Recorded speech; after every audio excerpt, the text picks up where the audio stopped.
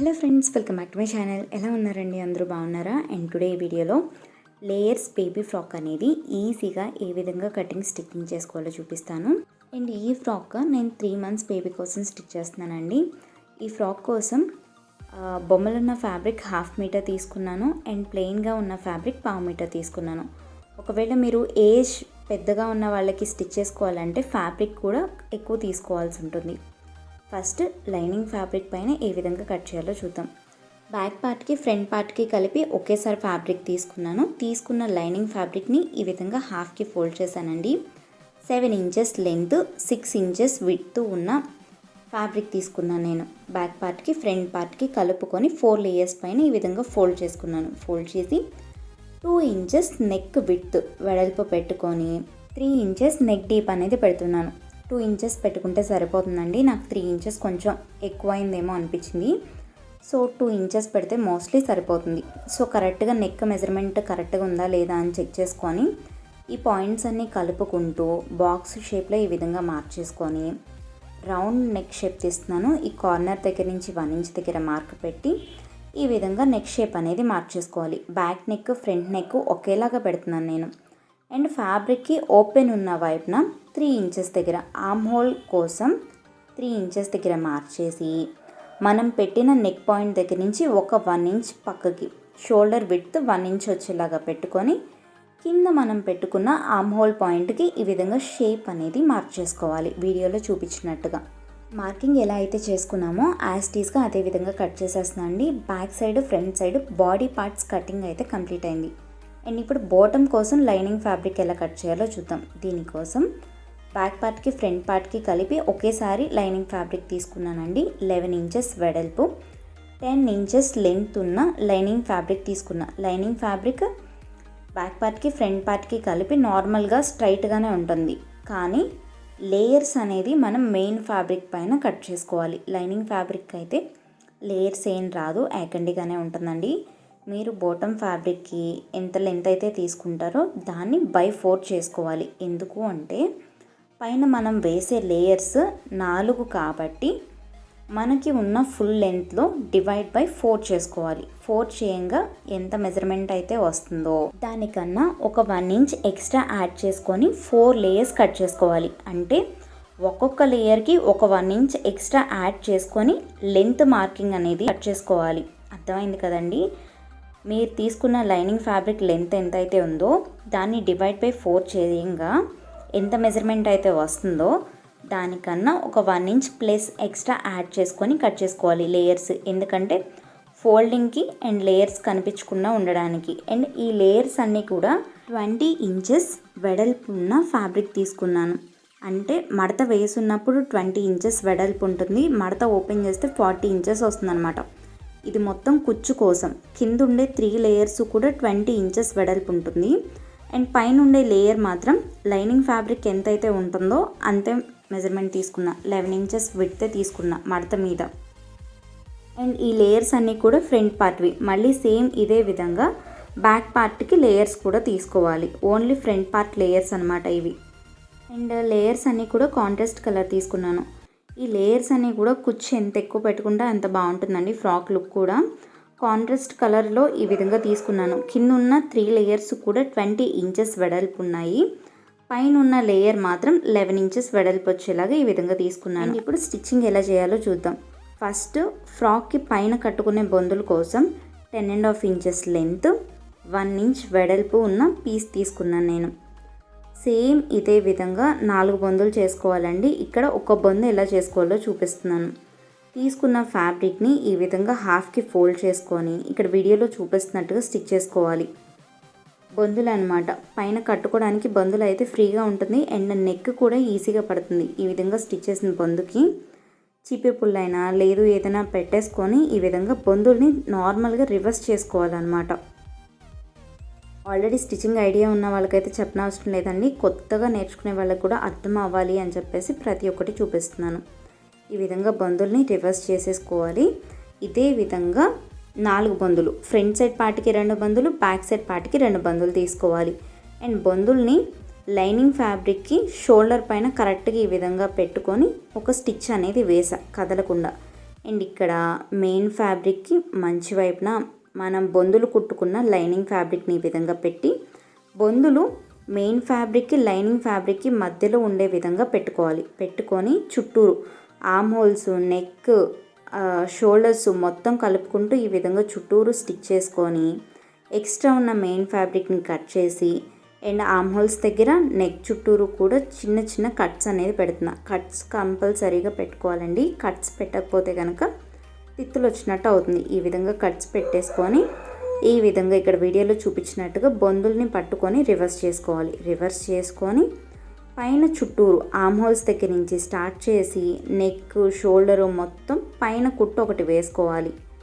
Lining fabric పైకి రాకుండా నీట్గా ఉండడం కోసం పై కుట్టు ఒకటి వేసుకున్నాను. ఫ్రంట్ సైడ్ పార్ట్ ఎలా చూపించానో బ్యాక్ సైడ్ పార్ట్ కూడా సేమ్ అదే విధంగా స్టిచ్ చేసుకోవాలండి. ఇప్పుడు బాటమ్ లేయర్స్ అని ఎలా స్టిచ్ చేసుకోవాలో చూద్దాం. ఇది ఫ్రంట్ సైడ్ లైనింగ్ ఫ్యాబ్రిక్కి లేయర్స్ జాయిన్ చేయడం కోసం లేయర్కి కింద వైపున డబుల్ ఫోల్డింగ్ వేసి స్టిచ్ చేసుకున్నాను. అండ్ అలాగే పైన వైపున జస్ట్ ఒక ఫోల్డ్ వేసుకొని స్టిచ్ చేసుకున్నాను అనమాట. కింద వైపున ఈ విధంగా డబుల్ ఫోల్డ్ వేసుకొని మీకు కింద ఒక్కొక్క లేయర్ ఎంత బార్ అయితే ఉంటుందో ఆ బార్ మొత్తం స్టిచ్ చేసుకోవాలి. అండ్ పైన వైపు జస్ట్ సింగిల్ ఫోల్డ్ ఒక మడత వేసుకొని పైన మొత్తం స్టిచ్ చేశాను. తీసుకున్న 4 లేయర్స్ కూడా ఇదే విధంగా కింద పైన ఫోల్డ్ చేసి ఈ విధంగా స్టిచ్ చేసుకోవాలి. ఇప్పుడు ఈ లేయర్ మీరు పైన కింద ఫోల్డ్ చేశాక లేయర్ లెంత్ ఎంత వచ్చిందో చెక్ చేసుకోండి. అన్ని లేయర్స్ కూడా ఒకే లెంత్ వచ్చేలాగా స్టిచ్ చేసుకోవాలి. మనకు కావాల్సిన మెజర్మెంట్ 2.5 ఇంచ్. నేను తీసుకున్న లేయర్ 3 ఇంచెస్ ఉంది కదండి. సో ఇప్పుడు 2.5 ఇంచెస్ దగ్గర మార్క్ పెడుతున్నాను. ఎందుకంటే ఒక లేయర్కి ఒక లేయర్ అంటే ఒకదానిపైన ఒకటి ఉన్నట్టు కనిపిస్తుంది అనమాట. అవుట్లుక్ చూడడానికి ఆ విధంగా కనిపించడం కోసం మనం మెజర్మెంట్ ఎంతకైతే తీసుకున్నామో కరెక్ట్గా అక్కడే మార్క్ పెట్టుకొని ఈ లైన్ దగ్గర నుంచి స్ట్రైట్గా కరెక్ట్ మెజర్మెంట్ ఉండేలాగా స్ట్రైట్గా లైన్స్ అనేది మార్క్ చేసుకోవాలి. స్కేల్ యూస్ చేసుకొని కరెక్ట్ మెజర్మెంట్తో ఈ విధంగా మార్క్ చేసుకున్నాం ఒక సైడ్. అండ్ ఫ్యాబ్రిక్ని ఈ విధంగా ఓపెన్ చేసి మార్క్స్ లోపలికి ఉండేలాగా ఈ విధంగా మడత పెట్టుకొని నీట్గా పైన ట్యాప్ చేసుకోవాలి. ఫ్యాబ్రిక్కి ఒక సైడ్ మనం చేసిన ఆ మార్కింగ్ అనేది ఇంకొక వైపు కూడా కరెక్ట్గా స్ట్రైట్ లైన్స్ అన్నీ కూడా కరెక్ట్గా వచ్చేలాగా మార్క్ చేసుకున్నాయి. ఇప్పుడు ఈ లైన్ పైన కింద లేయర్స్ని పెట్టుకొని కుచ్చులాగా పెట్టుకోవాలన్నమాట. పైన సింగిల్ ఫోల్డ్ వేసాం కదండి ఫ్యాబ్రిక్కి, సింగిల్ ఫోల్డ్ వేసింది పైకి వచ్చే విధంగా పెట్టుకోవాలి. పైకి వచ్చేలాగా పెట్టుకొని కరెక్ట్గా చాక్ పీస్ మార్కింగ్ ఎక్కడైతే ఉందో అక్కడ ఆ చాక్ పీస్ మార్కింగ్ పైనే ఫ్యాబ్రిక్ పెట్టుకొని ఈ విధంగా కుచ్చులు పెట్టుకుంటూ స్టిచ్ చేసుకోవాలి. మీరు ఫ్యాబ్రిక్ ఎక్కువ తీసుకుంటే కనుక చిన్న చిన్న కుచ్చులు దగ్గరికి ఈ విధంగా మొత్తం పెట్టుకోవాలండి చివరి దాకా. సో ఒక లేయర్ని ఈ విధంగా జాయిన్ చేసేసుకున్నాను. కింద లేయర్ కుచ్చులు పెట్టుకొని ఇప్పుడు ఇంకొక మార్కింగ్ పైన కాంట్రాస్ట్ కలర్ ఇంకొక కలర్ లేయర్ ఈ విధంగా తీసుకున్నాను. మనం ఫోల్డ్ చేసింది లైనింగ్ ఉండే వైపుకి వెళ్ళే విధంగా పెట్టుకొని పైన ఈ విధంగా కుచ్చులు పెట్టుకోవాలి. అర్థమవుతుంది కదండి. ఎవరికైనా ఏదైనా డౌట్ ఉంటే కనుక కింద కామెంట్ సెక్షన్లో కామెంట్ చేస్తే రిప్లై ఇస్తాను. అండ్ మన ఛానల్ని కొత్తగా ఎవరైనా చూస్తున్నట్టయితే ఛానల్ని సబ్స్క్రైబ్ చేసుకొని పక్కనున్న బెల్ ఐకాన్ ప్రెస్ చేసి ఆల్ అని ప్రెస్ చేస్తే నేను ఏదైనా వీడియో అప్లోడ్ చేస్తే మీకు నోటిఫికేషన్ వెంటనే వస్తుందండి. తీసుకున్న లేయర్స్ అన్నీ కూడా మనం గీసుకున్న స్ట్రైట్ లైన్ పైన కరెక్ట్గా ఉండేలాగా పెట్టుకొని కుచ్చు పెట్టుకున్నాను. మెజర్మెంట్ అనేది ఫస్టే పెట్టుకుంటే స్టిచ్చింగ్ ఈజీగా ఉంటుంది. అండ్ అన్నిటికన్నా పైన ఉండే లేయర్కి కుచ్చులు రావు. ఎందుకంటే లైనింగ్ ఫ్యాబ్రిక్ ఎంత ఉందో పైన ఫ్యాబ్రిక్ కూడా అంతే తీసుకున్నాను. దాన్ని బాడీ పార్ట్కి అటాచ్ చేసినప్పుడు కుచ్చు వస్తుంది అనమాట. అండ్ ఇక్కడ బాడీ పార్ట్కి మంచి వైపున బాటమ్ పార్ట్ని ఈ విధంగా ఒకదానిపైన ఒకటి 2 పార్ట్లు మంచి వైపు ఒకే సైడ్కి ఉండేలాగా ఇక్కడ పెట్టుకొని కుచ్చు పెట్టుకోవాలి. బాటమ్ పార్ట్కి మళ్ళీ కుచ్చులు పెట్టుకోవాలన్నమాట. ఇప్పుడు అర్థమైంది కదండి టాప్ లేయర్కి నేను కుచ్చు ఎందుకు పెట్టలేదు అనేది. ఇప్పుడు కుచ్చు పెడుతున్నాం కాబట్టి టాప్ లేయర్ అనేది నార్మల్గా తీసుకున్నాను అనమాట. సో ఈ విధంగానే బ్యాక్ సైడ్ పార్ట్ కూడా స్టిచ్ చేసుకోవాలండి. ఇప్పుడు బొందులు ఏ విధంగా స్టిచ్ చేసుకోవాలో చూద్దాం. సో బొందుల కోసం నేను తీసుకున్న ఫ్యాబ్రిక్ ఇది. దీని length 22.5 inches 22.5 inches length, 3 inches వెడల్పు ఉన్న ఫ్యాబ్రిక్ తీసుకున్న బొందుల కోసం. ఫ్యాబ్రిక్ని ఈ విధంగా హాఫ్కి ఫోల్డ్ చేసుకొని చివర్లు కొంచెం షేప్ ఉండే విధంగా మార్చేసుకోవాలి బందులకి. ఇక్కడ వీడియోలో చూపిస్తున్నట్టుగా ఫ్యాబ్రిక్ క్లోజ్ ఉన్న వైపు నుంచి ఈ షేప్ని ఈ విధంగా కుట్టుకుంటూ కొంచెం షేప్ కుట్టిన తర్వాత స్ట్రైట్గా ఈ విధంగా స్టిచ్ చేసుకోవాలి. ఇంకొక బందు కూడా ఇదే విధంగా స్టిచ్ చేసుకోవాలన్నమాట. బ్యాక్ సైడ్ ఒకవేళ మీరు పెద్ద వయసు ఉన్న వాళ్ళకి ఈ టైప్లో ఫ్రాక్ స్టిచ్ చేసుకోవాలి అనుకుంటే కనుక ఫ్యాబ్రిక్ సైజ్ పెంచుకొని మెజర్మెంట్ డ్రెస్ యూస్ చేసి ఇదే విధంగా స్టిచ్ చేసుకోవచ్చండి. ఆది డ్రెస్ యూస్ చేస్తే ఏ ఏజ్ వాళ్ళకైనా సరే ఇదే విధంగా ఈజీగా స్టిచ్ చేసుకోవచ్చు. స్టిచ్ చేసిన బొందుల్ని ఇక్కడ వీడియోలో చూపిస్తున్నట్టుగా రివర్స్ చేసుకోవాలి. ఇదే విధంగా ఇంకొక బొందును కూడా స్టిచ్ చేసుకొని రివర్స్ చేసుకోవాలి. Back part front part join చేయకముందే బొందుల్ని స్టిచ్ చేసుకుంటే కొంచెం ఈజీగా ఉంటుందన్నమాట, కొత్తగా నేర్చుకునే వాళ్ళకైనా సరే. సో ఈ విధంగా పెట్టుకొని ఇది బ్యాక్ సైడ్ పార్ట్ అండి. బ్యాక్ పార్ట్ ఫ్రంట్ పార్ట్ రెండు చూడడానికి ఒకేలా ఉంటాయి, బొందులే తేడా. అండ్ బొందులకి షేప్ వచ్చిన వైపు కిందకు ఉండేలాగా పెట్టుకొని ఈ విధంగా సైడ్లు డ్రెస్కి జాయిన్ చేసుకోవాలన్నమాట. జస్ట్ ఒక స్టిచ్ ఫ్యాబ్రిక్ కదలకుండా ఉండడం కోసం సైడ్లు కుచ్చు దగ్గర ఈ చివర్లు స్టిచ్ చేసేసుకొని బొందుల్ని ముడివేసేసుకున్నాం, స్టిచ్చింగ్ చేసేటప్పుడు అటన్ రాకుండా ఉండడం కోసం.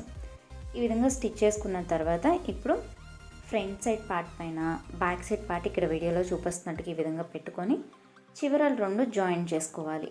అండ్ ఈ విధంగా జాయిన్ చేసుకునేటప్పుడు కింద కుచ్చుల దగ్గర ఇబ్బంది అవుతుంది, కుచ్చులు పడతాయి అనుకుంటే లైనింగ్ ఫ్యాబ్రిక్కి అటాచ్ చేసి ఒక స్టిచ్ అనేది పైన వేసేసుకుంటే కదలకుండా ఈజీగా నీట్గా వస్తుంది అనమాట. ఇప్పుడు ఫ్రంట్ సైడ్ పార్ట్ పైన బ్యాక్ సైడ్ పార్ట్ ఈ విధంగా పెట్టి పైనుంచి కింద దాకా స్టిచెస్ అనేది వేసేసుకోవాలన్నమాట. అండ్ బొందులకి కుచ్చులు కూడా నేను పెట్టానండి, కుచ్చులు కూడా ఏ విధంగా పెట్టుకోవాలో చూపిస్తాను. అండ్ మీకు ఈ వీడియో నచ్చితే వీడియోని లైక్ చేయండి. వీడియో ఎవరికైనా యూస్ అవుతుంది అనుకుంటే కనుక వీడియోని షేర్ చేయండి. సో ఈ విధంగా చివర్లు రెండు స్టిచ్ చేసుకున్నాక ఫినిషింగ్ అయితే ఈ విధంగా ఉంది. అండ్ బొందులు పైన బొందులు ఉన్నాయి కదా, ఆ బొందులకి కుచ్చు ఏ విధంగా పెట్టాలో చూద్దాం. దీనికోసం 3.5 ఇంచెస్ వెడల్పు, 4 ఇంచెస్ లెంత్ ఒక ఫ్యాబ్రిక్ తీసుకున్నా. విత్ లెంత్ ఈక్వల్గా ఉన్నా సరే సరిపోతుందండి. తీసుకున్న ఫ్యాబ్రిక్ని హాఫ్కి ఫోల్డ్ చేసి దాంట్లో బొందు ఈ విధంగా పెట్టి మళ్ళీ ఫ్యాబ్రిక్ని ఇంకొక హాఫ్కి ఇక్కడ వీడియోలో చూపించినట్టుగా ఫోల్డ్ చేసి చివరి నుంచి బొందు కింద నుంచి ఈ విధంగా క్రాస్గా ఒక స్టిచ్ అనేది వేసి ఎక్స్ట్రా ఉన్న ఫ్యాబ్రిక్ని కట్ చేసేసుకొని చివర్లో ఈ విధంగా చివరి ఉన్న ఫ్యాబ్రిక్ని లోపల వైపుకి ఈ విధంగా ఫోల్డ్ చేసుకొని పైన ఒక స్టిచ్ అనేది వేసుకోవాలి. ఆ కుచ్చుల దగ్గర చివర్లు బయటకు కనిపించకుండా నీట్గా ఉండడం కోసం ఈ విధంగా డబుల్ ఫోల్డ్ వేసుకొని చివర్లు స్టిచ్ చేస్తున్నాను అనమాట. సో ఈ విధంగా స్టిచ్ చేసి రివర్స్ చేస్తే ఫినిషింగ్ కంప్లీట్ అండి. Thanks for watching this video.